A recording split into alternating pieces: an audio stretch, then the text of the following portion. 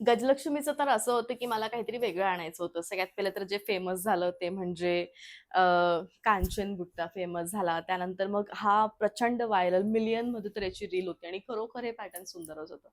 त्यानंतर अजून हे आणायचं बाकी आहे. पण सगळ्यात पहिले तर हे आणलं होतं, की काहीतरी प्लेन एकदा घेऊन बघावं, ज्याची बॉर्डर खूप नाजूक असेल. मग याहून अधिक सुंदर मी काय आणू शकतो? तर मला असं वाटतं गजलक्ष्मी हे जे पॅटर्न आहे ना, ते सप्तशृंगीचं मोस्ट डिमांडिंग पॅटर्न ठरलं. कारण 4 साड्यांनंतर मग आम्ही 5वी साडी ती बनवली, जी खूप सुंदर आणि छान होती. विशिष्ट बुट्टा आहे, जो की अत्यंत पारंपरिक आहे आणि छान असं कलेक्शन आहे. बघा उद्या व्लॉग येतो, आवडतो का? सध्या सगळीकडे असं म्हणण्यात येतं की सप्तशृंगी क्रिएशन म्हणजे माहेरघर आहे महेश्वरी साड्यांचं. प्रत्येक नवीन डिझाईन तुम्हाला सर्वप्रथम माझ्याच पेजवरती बघायला मिळणार आणि मग मार्केटमध्ये ती बेस्ट सेलर म्हणून ओळखली जाणार. त्यामुळे नवीन काहीतरी बघायचं असेल तर प्रियंकाच्याच पेजवर बघायला मिळेल. यामुळे माझ्या आणि तुमच्या दोघांचे एक्सपेक्टेशन्स माझ्याकडनं वाढलेले आहेत.